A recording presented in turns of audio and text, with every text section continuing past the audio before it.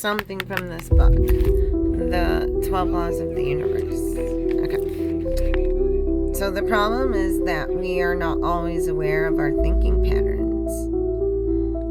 And then we want to know how the situation ultimately happened to us. Screaming, "Why me?" is low vibrational victim mentality. And if it is not controlled, it will continue to provide an experience that makes us feel victimized. Instead of "why me?" take a deep breath and ask a more empowering question. What did I do for this? Be honest with yourself when answering this question. When we take responsibility for our situation instead of becoming the victims, we begin to see that we are not puppets. In fact, we are puppet masters. It is about taking responsibility for your life and being aware of aligning your thoughts and actions. Hold on, my glasses were just cleaned. Okay, sorry. With the result you seek to achieve. The advice. You can look at your life and see how your intentions, thoughts, actions contributed to what you experience. Next time, seize the opportunity to make a better decision. And then watch those negative situations turn into the positive ones. One of the simplest laws in the universe is the law of cause and effect. It tells us that all actions have the corresponding reactions. Of course, you know when it comes to the physical aspect of the world. However, you may not consider how this law applies to the spiritual aspect of our universe. Your spiritual life affects the world around you, causing positive or negative reactions. Likewise, your physical environment affects your spirituality, for better or for worse. Ask yourself what kind of relationship you see between the spiritual and the physical aspects, and how you might want to change them. Relatively simply, this law highlights the direct relationship between action and events. The important thing to note here is that we usually cannot see the effects immediately, but they will eventually appear. What you put out, they may not come back to you in that moment, but the vibration, that energy you put out there, has a rippling effect. If you're coming from a place of anger or resentment, if you put that energy out there, you'll eventually be affected as a result. Literally, we reap what we sow. Everything we experience in life is the result of a chain of events or activities. The law of cause and effect is also known as the law of karma. Stipulates that every action will cause a reaction, no matter what you put in, no matter how good or bad it is. It will come back to you. To take advantage of the power of this law, be aware of your actions and decisions will not only affect you yourself, but everyone around you. So focus on sending out only good vibes. And that's all I have for you for that. And then I guess I could tell you a little bit. So, take note of your internal rhythm and try to work with them instead of fighting them. Do you feel deteriorated? Maybe it's better to give yourself a little rest instead of powering through. This law follows the law of polarity very well. This law states that the energy of the universe is like a pendulum. If something swings to the left, it must swing to the right to balance. The scales will always balance. Okay, it's all about the balance and the grounding, baby. Okay.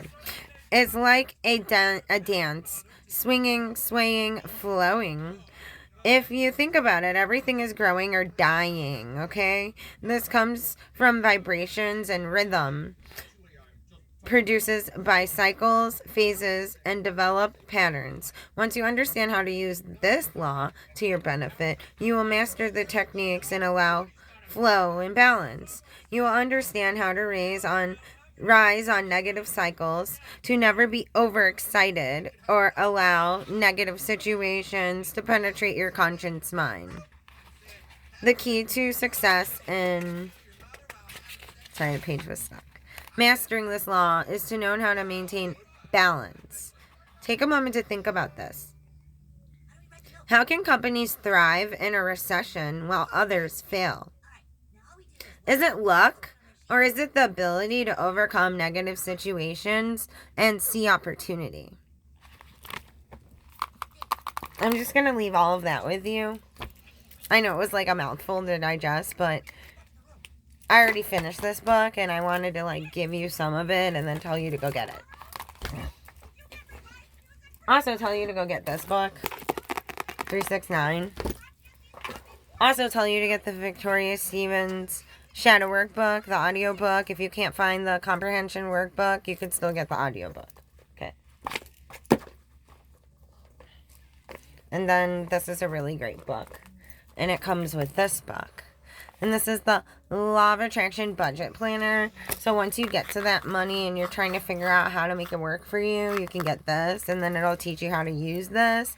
And then you can manifest properly.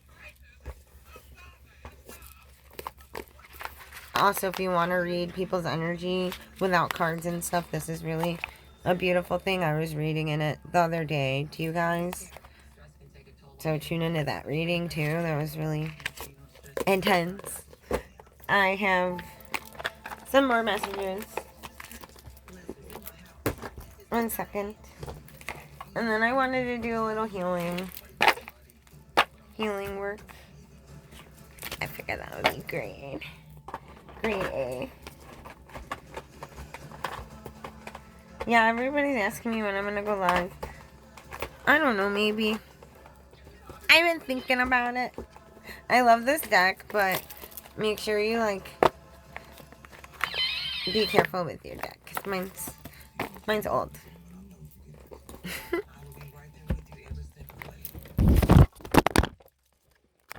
Budgers, I dropped you guys. We're gonna continue though. Okay, we still got some time. So, Akasha's got some messages for us.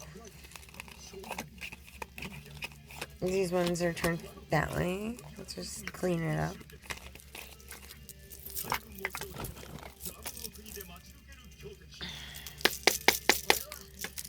So what's the truth we need to be told right now? What can we focus our energy on? What's the message of the evening for a collective? Making a difference. You're trying to make a big difference. Look at you. You're really focused on this difference. So, happiness is linked to self-expression, growth, and experience. Learning from failure is the key. Happiness is real, possible, and around. Lurking. Okay? Like a ghost. Okay? Understand its process and the pursuit of it. Joy is a fluid thing. It is in the little things and in the big ones. Fails are supposed to be fun. Start fresh. Okay? Look. He's really happy. He gets to start fresh. Calmness. Yeah, not right now? Okay, cool. So, it is inevitable that you will encounter urgent and difficult things in life, and this is when you must be calm, like a lighthouse in the storm, okay? Calm. Calmness allows you to not be swayed by emotions and to think rationally about the solutions. Calm, cool, collective. Okay, that was kind of a handful, whatever.